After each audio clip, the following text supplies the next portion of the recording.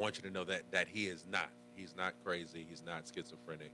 But what do I mean by there are two parts to a man? Every man has the part that every how he has the part of him how everybody sees him. All right, he has that part of how the world sees him, how his wife sees him, how his children see him, how his mom or his friends, how other people see him. That's a part of him, right? That's one part of who he is, right?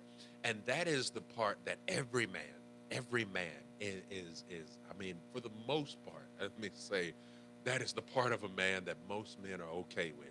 There, that because see, this is the way people see them is often a result of an image that they portray. It is often the result of an act or something, if you will, that they put on, right? And they say, all right, listen, I'm going out in public. I need people to think of me or to see me this way. And so when they go out, when they're in public, when they're with family, when they're with, this is how you see them. But what people don't see is the other man that resides on the inside of him. And that is, glory to God, that is the way he sees himself, right? Because you see, he lives with himself. He has to be with himself all the time on the inside. And so, since he has to be with himself all the time on the inside, there is a part of him that nobody else sees. That is the thoughts that he has. That is, and only person who knows and sees that part of him is him and God. So there is the duality, right, or the duality of every man, whether it's the preacher, the pastor, the bishop, the deacon, the usher, the mechanic, the whomever. There are two parts to every man, right? And I like to call those two parts the superhero versus the alter ego, right? And here's the thing about it. Glory to God. I often, in this regard, I can now let me just because of my thought process, and because I've watched uh, hours and hours and hours of superhero movies, superhero shows, and all of this, and because of, like I said, my thought process, I have digested or dissected rather and broken down each and every superhero, and I can tell you how any man out there, or how some men can relate are like any superhero out there. I could tell you about the Flash and how there is the side of every or some man out there who is like the Flash, but then there's his other side that's like Barry Allen. And I could just break all of this down. I could tell you about Superman versus Clark Kent, and I may very well do that. We have an entire month to deal with all of this. But one of the ones, he's not my favorite superhero, but one of the people who I really want to kind of look at and focus on today is Bruce Wayne versus Batman. Bruce Wayne versus Batman. You see, the interesting thing as we look at the duality of a man, right? And we look at the two sides to every man. See, every man loves the fact when people see him as Batman, they love it when they see him as Batman, and they love that when they see, oh man, yeah, he's a man who's got it together, and he's always coming to the rescue when I need him. He's always there. I don't know how he does it, how he knows. He just shows up whenever there's trouble, and he just, and I just appreciate that man. And every man has that portion of him, just about every man. There's some men who just seem not to care. But every man has this portion of him that loves when people see him as Batman. But not everybody likes it. Not every man, rather, likes it when you understand or know who Bruce Wayne really is. You see, because Bruce Wayne is a man who feels pain. See, Batman, most people think that Batman doesn't feel pain. They think that Batman is invincible. They think all these things about Batman, but what they don't know, that behind Batman, that on the other side of Batman is Bruce Wayne, and Bruce Wayne feels alone a lot of times, and he covers up his aloneness with trails of women. People don't understand that Bruce Wayne is a man who feels pain, who hurts, and who has to take the lumps and the bruises that Batman has, right? Batman can't show that weakness, but Bruce Wayne has to carry all of that on the inside of him. And he has to try to cover all of that up, because if people really knew that Batman was really Bruce Wayne, then they might think a little bit differently. But he wants people, the man, most men want people to just see him as Batman. They don't want him to know that. He doesn't want them, rather, to know that he hurts. He doesn't want them to know that he struggles. He doesn't want them to know that sometimes he wakes up all alone, and sometimes he's still dealing with childhood trauma and childhood things that happened to him, and he hasn't fully processed from it. He hasn't fully healed from it. He hasn't fully grown from it. And as a matter of fact, the reason why he tries to pretend, or not pretend, but the reason why he puts on this Batman persona so often is because he's hiding from his pain. You see, there is the duality, right? There are two sides to every man that's out there. And we have to, as men, I understand we have to, I understand that we have to portray both of those sides in order to protect ourselves. But I want you to know that you've got to have somebody.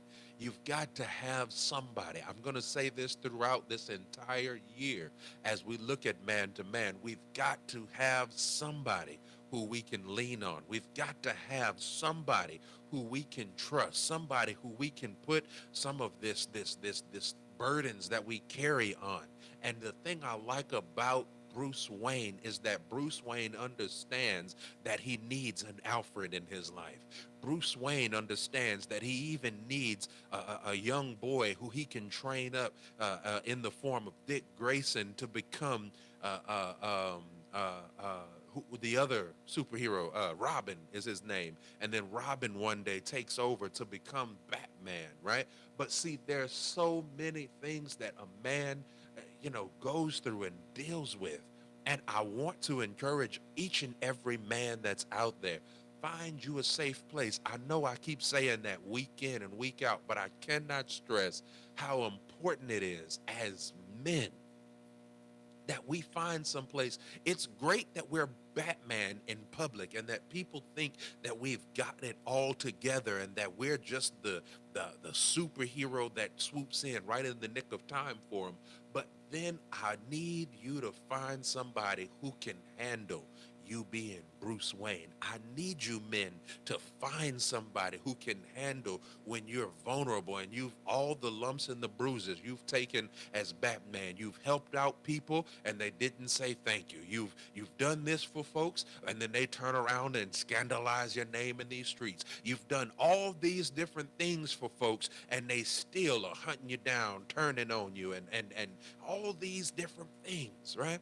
Find somebody who can walk that walk with you and understand that even though you portray that you're Batman out there, you're really still just Bruce Wayne. And see, the thing I love about Alfred with his relationship with Bruce Wayne is that he's always encouraging Master Bruce. He's saying, Bruce, why don't you find somebody who you can talk to, somebody you can share this life with? Because see, Bruce Wayne really is alone 90% of his time. And the only time that he has some human interaction is mostly through Alfred. Or when he decides to go and get a group of ladies or a lady and, have his flings or whatever. And that is how many men are. We portray Batman with the wives. We portray Batman with the kids. Portray Batman with our mothers and fathers and brothers and sisters. And Batman at the church. And we portray Batman on the job. But nobody fully knows that we're hurting. Nobody fully knows that we're all beaten up and that we're bruised and that, we've taken so many lumps and bruises, we don't know how to process it all. We don't know how to handle it all. So we just keep on fighting and we just keep on going and we just keep on. And we're really all alone on the inside, looking for somebody who we can share our life with, who we can share our love with. And many single men find themselves portraying this Batman like persona. I want the ladies, right? Let me talk to the ladies. If you've got sons out there, yeah, they're portraying, they're putting on right now that Batman persona, right? So that they can maybe attract the attention of some lady or whatever. But I want you to begin to pray for your sons, because your son is also Bruce Wayne.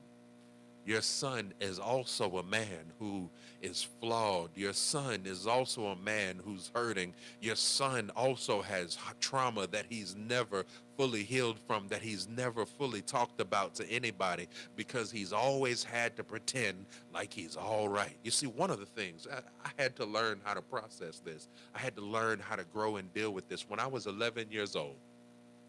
Yeah, when I was 11 years old, right? I want to share this with you. This was something that happened when I was 11 years old. My dad had just dropped me off at my grandparents' house, and I remember we had just gotten out of his two-door '89 Honda Accord with the flip lights that would later on in life become my first vehicle, right? We had just gotten out of that, and I went to give my dad a hug, and I mind you, again, I'm 11 years old, but I'm as tall as, if not taller than my dad, because I've always been an exceptionally large or tall child, right? And so I'm about as tall, if not taller, than my dad, and I go to hug him, and he stops me. He puts his hand out and he stops me. He says, "No, no, no. That's not how men. That's not how men greet one another, right? This is how men greet one another, and this is how men handle it." And he forced me not to hug him, right, but to shake his hand, and I remember being 11 years old and not fully understanding, because I was always an affectionate person. I was always an affectionate child, and I've always been a hugger. And I remember not understanding and not real, and it hurt me in that moment. And I thank God for folks like my grandmother, who saw that something was different about me, that something was wrong with me when I came inside the house. And she said, "James, what's wrong?" I said, "My dad told me I can't hug him no more. He said that men aren't supposed to hug, that men shake hands." And she said, "No, no, no." She said, "Listen, if you want to hug, that's all right, baby. You hug." Look, and she made me and my grandfather hug, and she made me understand that it was okay. She said some men are just raised a little differently, but if this is way you, it's okay. You just know with your daddy you can't do that, but you can always do that around here. And I had to learn how to process that and understand. And it took me, even though my grandmother walked that line with me, I still had to understand, why is it that my dad don't want to show affection? Why is it that my dad don't tell me that he loved me? Why? What is it? What's wrong? Does he? Well, and see, I had to pretend like everything was all right, even as I got a little bit older. And I still, like I said, I've always been an affectionate person. I've always been a bit of a hugger. And I used to hug folks at the church and all of that. And then rumors started flying. "Oh, James sleeping with that young girl there. Look how he hugging them young girls and he doing this. James, as the young preacher, these were some of the rumors and things going on, and I never quite got it or understood, because see, and it hurt me when I heard these rumors, and people just didn't understand that, yeah, I'm Batman, but I'm also Bruce Wayne, and sometimes I just need a hug. Sometimes I just like, "Hey, look, good to see you. Yeah, we about to go. All right, hey, look, you be all right, and I give hugs." But people didn't understand that. So I adapted my persona. Stopped hugging folks altogether. No, no, no. And just, hey, how's it going? All right, good to see you. God bless you. And then when I was, I'm telling you that this is the fight that men have.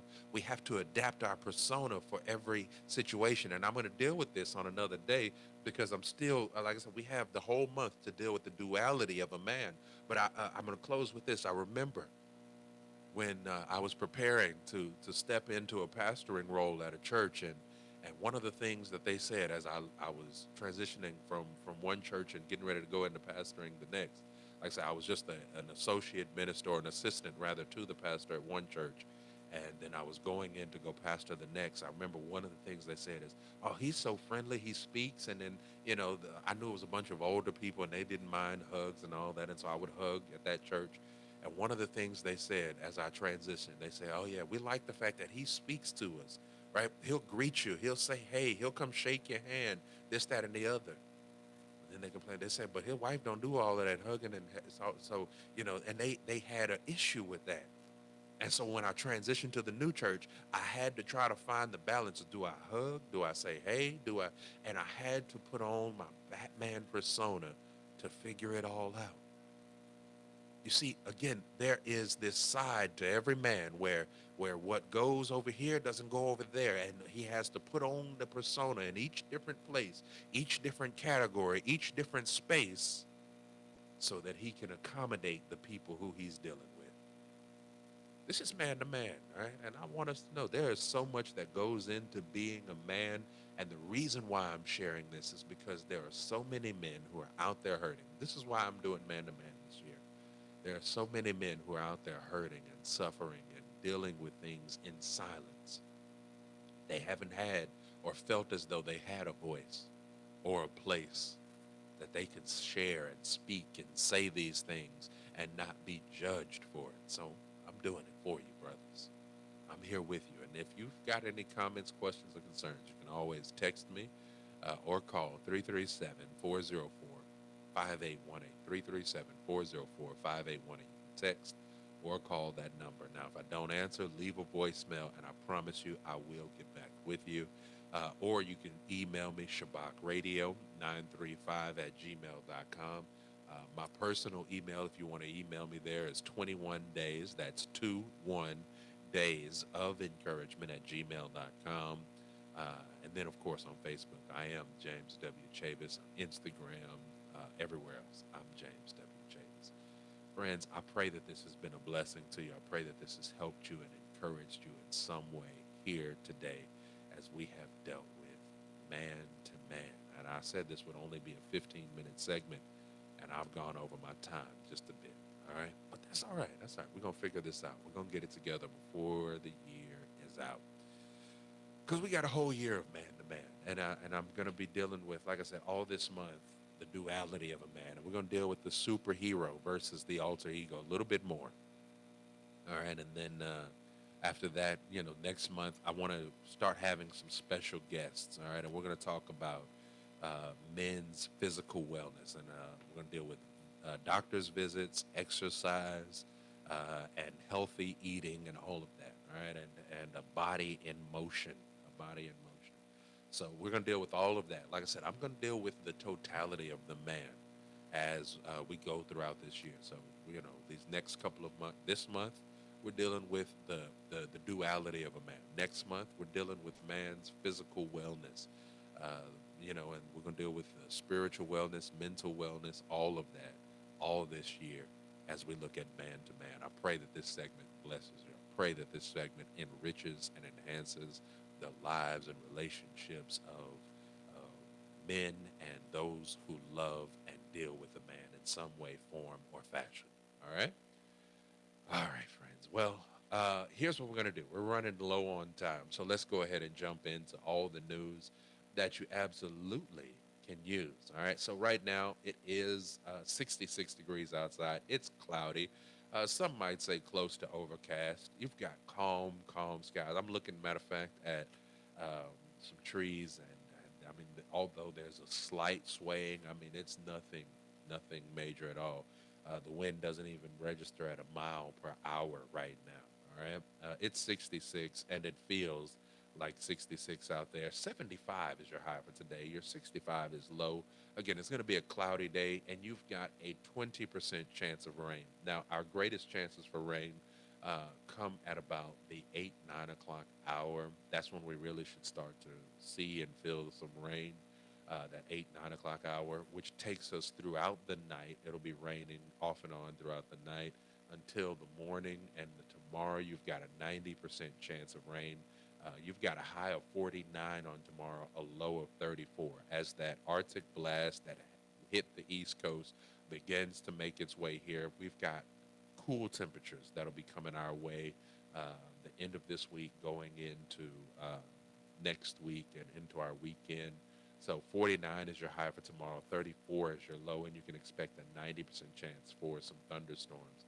And as that rain comes in, again, right behind it, is what brings in the cool air. Okay. Then on Friday, you've got a high of 45, a low of 32. It'll be a cloudy day with a 10% chance of rain. So